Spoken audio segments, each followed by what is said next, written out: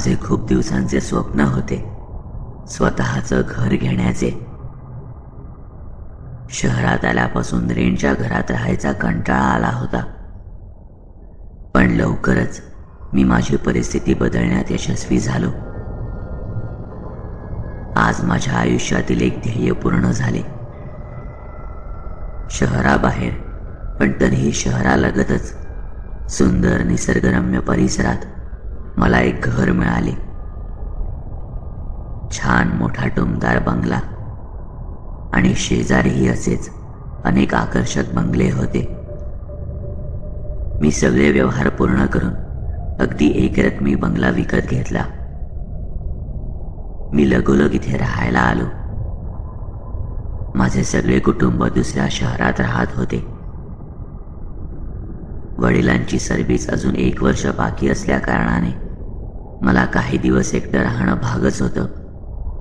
पण माझ्याबरोबर माझा अत्यंत जिव्हाळ्याचा दोस्त टायगर नावाचा बॉक्सर जातीचा कुत्रा होता. तो माझ्याकडे जवळपास 2 वर्षांपासून होता. माझ्या कुटुंबातील एक सदस्यच होता असे म्हटले तरी वावगे ठरणार नाही.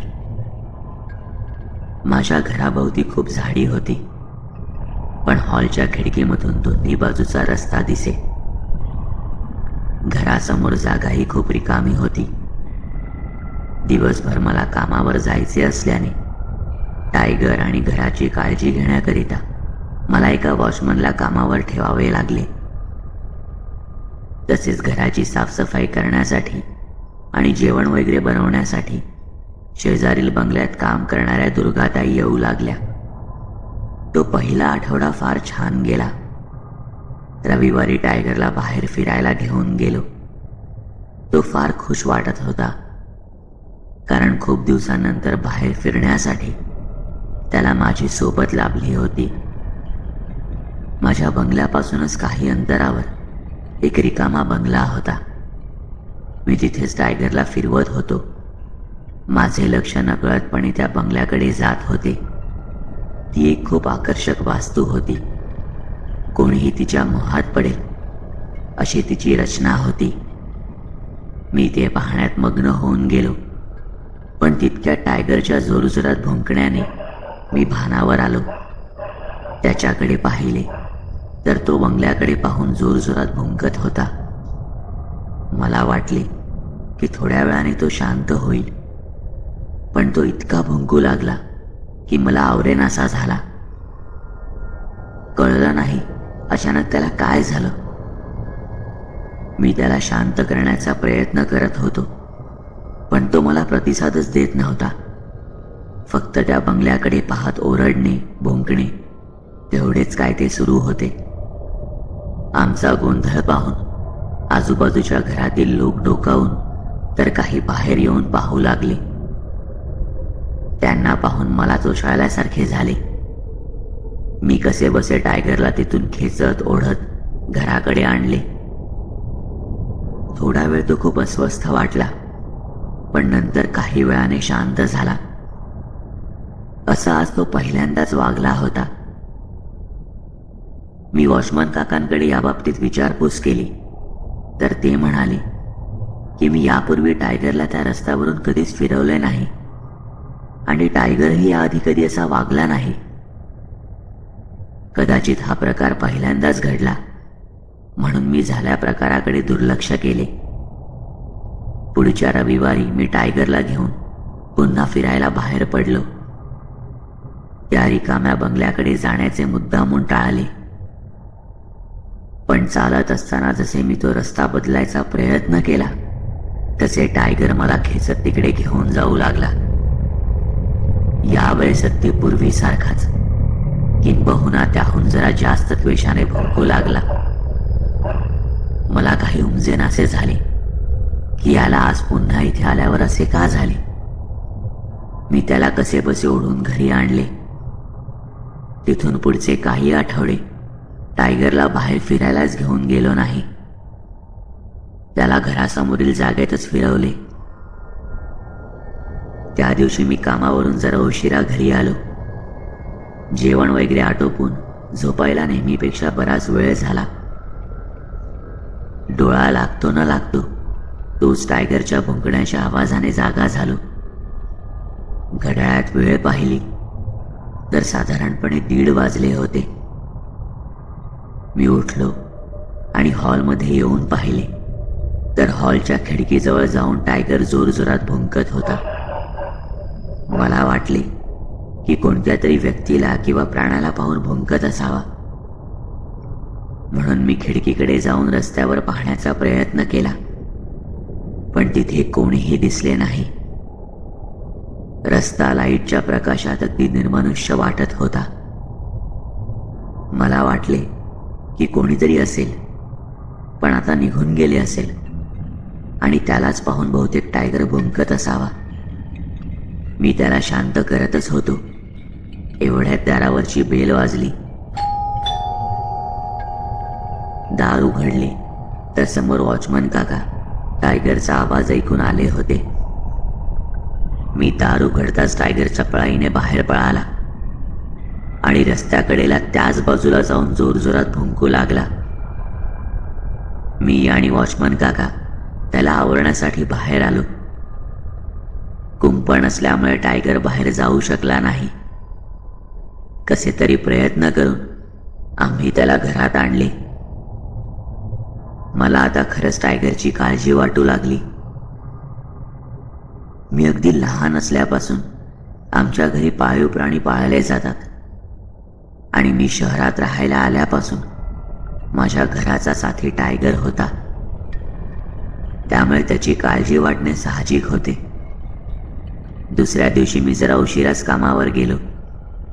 सकाळी डॉक्टरांना घरी बोलावले. त्यांनी टायगरला तपासले आणि म्हणाले की सगळं काही ठीक आहे, टायगरला काहीही झाले नाही. त्यांचे बोलणे ऐकून माझा जीव भांड्यात पडला. त्या दिवशी ऑफिसमध्ये गेल्यावर मी या प्रकाराबाबत माझ्या मित्रांबरोबर चर्चा केली. अनेकांनी अनेक उपाय सांगितले, त्यांची वैयक्तिक मते मांडली. काहींच्या म्हणण्यानुसार मी टायगरच्या बाबतीत ओव्हर प्रोटेक्टिव्ह झालो होतो, पण विनायकने सांगितलेली गोष्ट माझ्या मनाला चटका लावून गेली. विनायक म्हणाला, असं म्हणतात की मुक्या प्राण्यांना वाईट गोष्टींचा, आत्म्याचा वास लागतो. ते त्यांना पाहू शकतात, ओळखू शकतात. हे ऐकताच सगळे त्याच्यावर हसले. मीही त्याची थट्टा केली, पण माझ्या मनात त्याचे ते शब्द सतत घोळत राहिले. त्याच रात्री परत टायगरने गोंधळ घातला. त्या रात्री तो पूर्ण हॉल भरवेड्यासारखा धावत भुंकत होता. त्याने सर्वत्र पसारा केला होता, त्यामुळे त्याचा मला खूप राग आला. मी टायगरवर जोरात ओरडलो. पटकन साखळी घेतली, त्याच्या गळ्यातील पट्ट्याला लावली आणि त्याला बांधून टाकले. पुन्हा त्याच्यावर ओरडू लागलो, तसे तो शांतपणे माझे ऐकून घेत होता. पण त्याचे असे अचानक शांत बसणे मला रुचले नाही. एवढ्यात मला जाणवले की माझ्या पाठीमागे कोणीतरी उभे आहे. तसे मी दचकून मागे पाहिले, पण मागे कोणीही नव्हते. तितक्यात दारावरची बेल वाजली. वॉचमन काका आत येताच मी त्यांना घराचा कानाकोपरा शोधायला लावला, पण घरात कोणीही नव्हते. ते बाहेर गेले तसे मी दरवाजा लॉक करून आत झोपायला गेलो. विनायकचे बोलणे ऐकल्यापासून नको नको ते विचार येत होते. दुसऱ्या दिवशी सकाळी उठलो. सुट्टी होती, पण तरीही दिवसभर विनायकचे बोलणे, टायगरचे वागणे याचाच विचार चालला होता. बघता बघता दिवस कसा निघून गेला कळलेच नाही. त्या दिवशी टायगरने सकाळपासून काहीच खाल्ले नव्हते आणि विशेष म्हणजे तो भुंकलाही नव्हता. त्याच्यावर रात्री रागवल्याबद्दल मला खरंच खूप वाईट वाटले. त्याच्या पट्ट्याला बांधलेली साखळी मी सोडली. त्या दिवशी मी जरा लवकरच झोपी गेलो. मध्यरात्र उलटून गेली. साधारण 2च्या सुमारास मला जाग आली. खूप तहान लागली होती.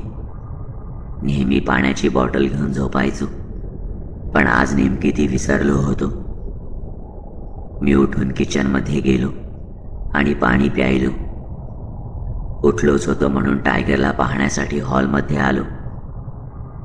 घराचा दरवाजा सताड उघडा होता आणि टायगर हॉलमध्ये कुठेही दिसत नव्हता. बाहेर आलो तर गेटही उघडेच. मी वॉचमन काकांना हाक मारली आणि त्यांना चिडूनच म्हणालो, तुम्हाला मी बऱ्याच वेळा बोललोय की गेट बंद करा, पण तरीही तुम्ही गेट उघडाच ठेवता. तसे ते म्हणाले, अहो मी गेट बंद करूनच आत आलो होतो. मी एका क्षणासाठी शांत झालो आणि डोक्यात विचार चमकून गेला. रात्री झोपताना मीही दरवाजा आतून लॉकच केला होता, तरीही तो आता सताड उघडा होता. मी त्यांना काहीच बोललो नाही. फक्त टायगर घरात नाहीये, बंगल्याच्या मागच्या बाजूला बघा, इतकेच म्हणालो. मीही घरात जाऊन टॉर्च आणली आणि त्याला शोधायला बाहेर पडलो. थोडे पुढे चालत गेलो आणि मला भुंकण्याचा आवाज येऊ लागला. तो आवाज टायगरचाच होता. मी आवाजाच्या दिशेने चालत जाऊ लागलो. काही पावले चालल्यावर टायगर दिसला. त्या रिकाम्या बंगल्याच्या गेटच्या आत होता आणि बंगल्याकडे पाहून जोरजोरात भुंकत होता. मी खरंच घाबरलो होतो, कारण तो पुन्हा त्याच बंगल्याकडे आला होता. त्याचे त्वेषाने भुंकणे चालू होते.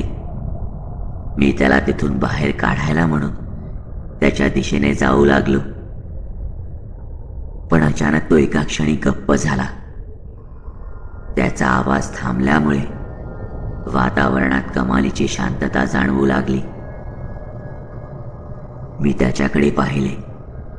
असं वाटत होतं की त्याचे दोन्ही जबडे कोणीतरी बंद करण्याचा प्रयत्न करतंय आणि तो तडफडतोय. बघता बघता एक धुरकट काळी आकृती त्याच्या समोर तयार होऊ लागली. मला माझ्या डोळ्यांवर विश्वासच बसत नव्हता. पुढच्या काही क्षणात ती पूर्ण आकृती तयार झाली. त्याच आकृतीने आपल्या दोन्ही हातांनी टायगरचा जबडा पकडला.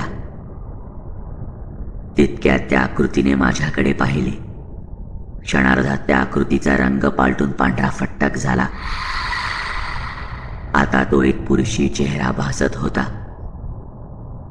तो चेहरा रक्ताळलेल्या अवस्थेत होता आणि माझ्यावर रोखलेली ती शून्यातील भेदक नजर. शरीराचे लचके तोडल्यासारखे भासत होते. त्यामुळे बऱ्याच जखमा होऊन त्वचा अक्षरशः लोंबत होती. त्या चेहऱ्याने माझ्याकडे पाहून कुत्सित हास्य केले आणि पुढच्या क्षणी टायगरचे ते दोन्ही जबडे आपल्या दोन्ही हातात धरून एका लाकडाचे 2 तुकडे करावेत तसे वेगळे केले. खटकन असा आवाज झाला आणि टायगरची ती आर्त किंकाळी मला ऐकू आली. घडलेला प्रसंग मला सहनच झाला नाही. मला घेरी आली आणि मी जागीच कोसळलो. जेव्हा मला शुद्ध आली तेव्हा मी घरी होतो. आई, बाबा, भाऊ सगळे आले होते. एव्हाना घडलेला प्रकार समजला होता. टायगरलाही दफन करण्यात आले होते. तो त्यांना रक्ताळलेल्या अवस्थेत आमच्याच बंगल्यासमोर मिळाला होता. दुर्गाताईही त्यांच्या आईसोबत आल्या होत्या. त्यांच्या आईने सांगितलेल्या गोष्टीवरूनच आम्हाला साऱ्या घटनेचा उलगडा झाला. त्या रिकाम्या बंगल्यात साधारण 10 वर्षांपूर्वी एक 50 ओलांडलेला इसम राहायचा. त्याला पाळीव प्राण्यांविषयी, विशेषतः कुत्र्यांविषयी फारच चीड होती. तो त्यांना विनाकारण मारत असे. त्या भागातील इतर लोकांबरोबर या विषयावरून त्याचे बरेचसे खटके उडाले होते. रोज या विषयावरून त्याचा कोणाशी तरी वाद व्हायचा. एका रात्री तो उशिरा बाहेरून येत होता. नेमके घराजवळ काही कुत्रे झोपले होते. त्याने त्यांना लाथ मारून हकलून द्यायचा प्रयत्न केला. तसे ते कुत्रे त्याच्यावरच भुंकू लागले. तो अजूनच चिडला आणि हातात दगड, काठी जे काय मिळेल त्याने त्या कुत्र्यांना मारू लागला. पिसाळलेले ते कुत्रे त्याच्या अंगावर धावून गेले आणि त्याला चावू लागले. त्याच्या शरीराचे लचके तोडू लागले. आधीच दारूच्या नशेत असल्याने तो त्यांचा प्रतिकार करू शकला नाही. आजूबाजूच्या परिसरातले लोक एव्हाना जागे झाले होते, पण कुत्र्यांचे ते भयानक रूप पाहून कोणीही त्याच्या मदतीसाठी पुढे आले नाही. बऱ्याच वेळ तो तसाच पडून राहिला आणि भरपूर रक्तस्राव झाल्याने त्याचा तिथे जीव गेला.